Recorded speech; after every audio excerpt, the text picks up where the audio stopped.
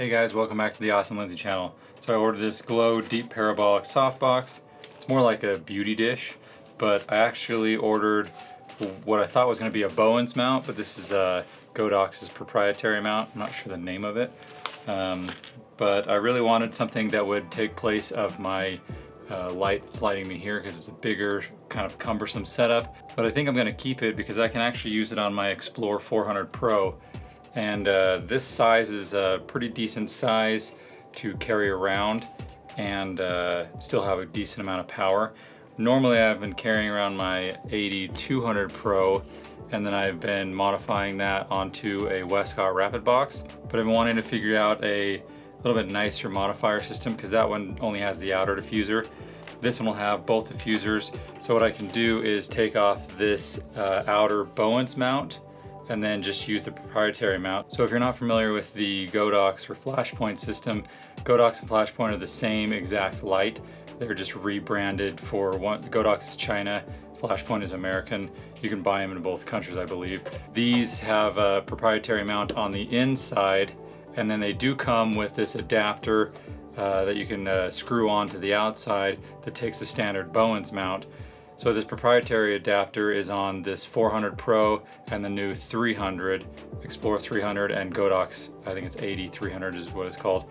And so they're a smaller mount, which is actually kind of cool. So what I'm thinking of doing is taking off the Bowens mount because then it'll remove some of this added bulk on the outside. And then I can use the Explore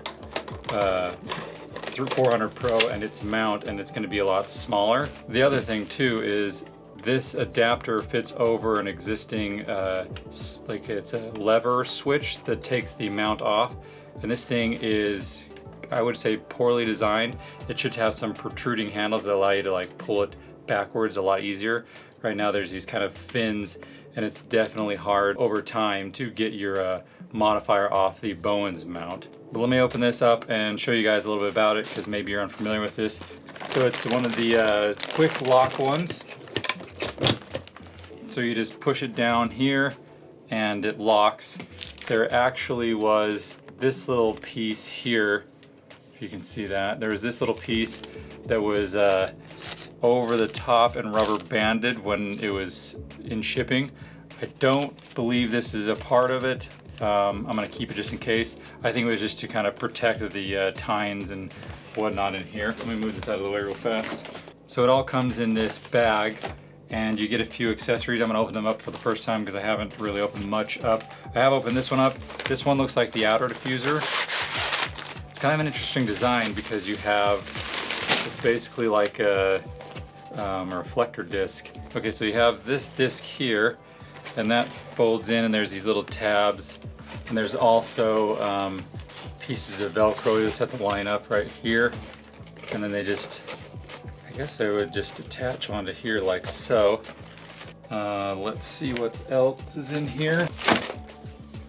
So this is for the inner part, I believe. So these look about the same size. So one has your kind of mixed gold and silver. One's entirely gold. The other sides, this one's a white with a little bit of sheen to it, and this one's totally silver. So it looks like these attach to the same Velcro attach points. There's 4 along the outer edges, and then that attaches in there. It also comes with this outer grid, it looks like.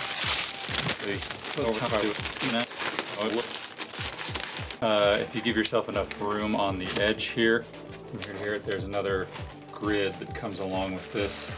So this grid has the Velcro all along the outside. I really like that.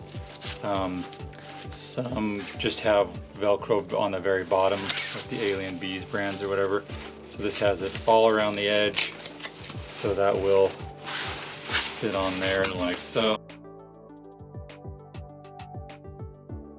But then you have a nice little grid. So the plate I put in there is still in there. I would ideally want to use one or the other. Like I would take off the outer diffusion and then use this like a beauty dish, because then your light will bounce against this plate and then reflect back out.